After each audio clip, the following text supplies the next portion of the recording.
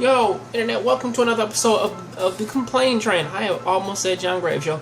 But today we are talking about a few gaming news stories that, a few of them, they kind of worry me, one of them pisses me off, and the last one's kind of okay. Actually, it's not, but still, let's talk about them. And starting off, we have the Resident Evil Collector's Edition. That's, even though this one, it may be $180, it actually seems to be the only one that's actually worth a damn anymore. Or, at the very least, Capcom is sort of like the only company that's still trying to, try. At the very least, because again, you do get this house, or at least you do get a replica of the demo house, which again is supposed to be a music box. You also have the dummy finger, which doubles as a USB. You even have two different cases in which that you want to use. You have the steel box, and then of course you have the VHS. The random VHS, yes, that had the flashback in it. That shit looks amazing. However, I'm still kind of cautious about the game because, again, it just looks like a goddamn PT knockoff to me, and I'm kind of worried about that. But until then, hopefully, that it does kind of prove me wrong, and hopefully it's not just one of those games out there which sort of looks a specific way, but then once you get your hands on it, it turns into something completely different. But then again, I'm still kind of worried because, again, this sort of feels like one of those first person. Well, now basically you have to get it right, because if you don't, you're fucked. Again, you're running from ghosts in this fucking game, which they kind of call infected humans, but they're fucking ghosts, or at least that's how they're portraying them. But that's that news story. So the second one is also a little bit of a late one, which is, why is Watch Dogs 2 basically lagging in sales? And as many people have already said, on one half, you kind of have the whole thing of people not necessarily wanting to back Ubisoft, because again, Ubisoft kind of has a fucked up way of doing most of their promotions and shit. Again, a lot of people still kind of don't forgive the last Watch Dogs for basically looking a certain way at E3 and then basically getting their hands on it, and then the game having a substantial downgrade. Me personally, I didn't give a fuck. I'm playing the game now.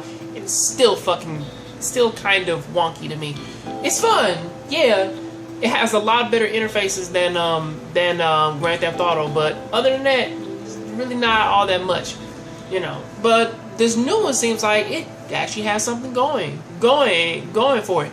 Bad side is the fact that you constantly trying to, well, it's also another thing too, which kind of has been happening a lot at the end of the year, which is that they have been dropping a fucking cavalcade of games left and right, back and forth. Going from October to fucking November to fucking December.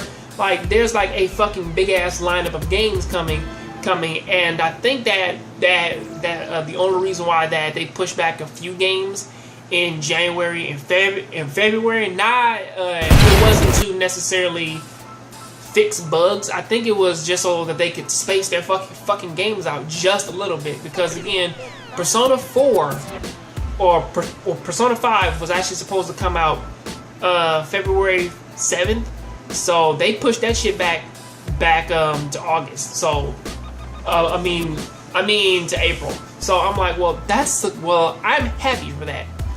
Gives them a little bit of time in the middle. So that's that one.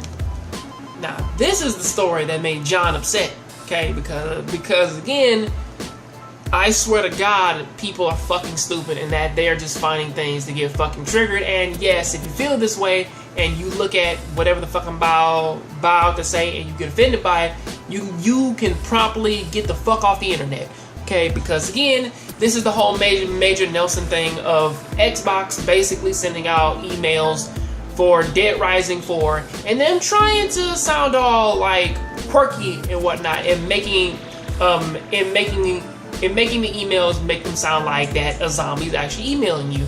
And then one of those, they had a whole bunch of N's and a whole bunch of G's and an A, and a few A's. So basically it was, shit like that. Like a normal zombie growl.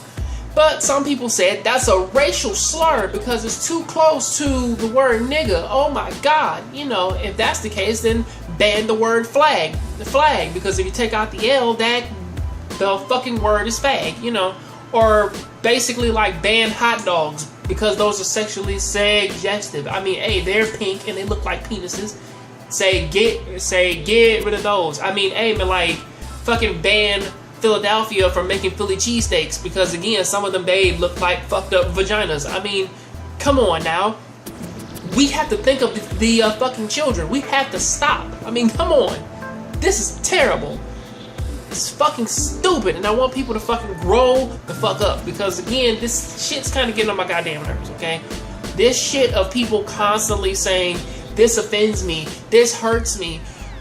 People don't care about your fucking feelings, okay? If somebody can dish it out, they can fucking take it, okay? Leave it the fuck alone. And especially for things that don't really even come off as racial or fucking like sexual slurs or some shit like that. Leave it the fuck alone, okay? It's sad to me that people that they don't know what real racism is anymore, because they think that you just saying, oh snap, I don't like your skin tone, that makes you racist. Oh no. What makes you racist is when you literally want to murder the person for no fucking reason, only because that they are fucking a different color, or you want to block their freedoms because they are a different color. That is racism. Motherfuckers don't even know that shit anymore. But let me get off to this one. We talk about my last story. Every so often I do get this news story in my feed, and it's usually Final Fantasy 13. Well, Final Fantasy 10-3 could possibly happen. And I've said this once in one of my other videos, in my older videos, and I'm gonna say it again. Final Fantasy is a series about loss. You can't have a series about loss when you basically keep bringing motherfuckers back from the goddamn grave. I mean, again, what the fuck, man, was the point of Final Fantasy X-2, which spits in the face of the original? I mean, again, if it, man, was them just dancing around, man, like quirky girls and shit and just doing their back and forth. I mean, again, the only good thing about the fucking game is the fact that they kind of cleared up this whole thing, man, about where Tidus actually came from. But in the true ending, you kind of spat in the face of your own series. Don't fucking do that. And they're doing it again here with Final Fantasy X-3. Stop it. But that's what I gotta say about that. This has been Complain Trade. Please tell me what do you think about this down there in the comment section. I've covered 4 stories instead of my normal 2. Sorry for making this video extra long, but see you next time on the next Jongravesshow and the Complain Trade. I'm out. Yo, Internet, how's it going? Welcome to another episode of the Jongravesshow. Well, Boruto has done it again, and that they've taken a lot of the movie stuff and they've worked that out into this comic. And honestly, it's a really good fight scene, same as it was in the movie. The only real thing that I can really comment on is the fact that I'm happy that the villain doesn't look like a fucking Oni demon anymore. However, I do kind of have a small problem though, because again, it seems as though that he's turned into another version of whatever the fuck Orochimaru was. Oh no, I mean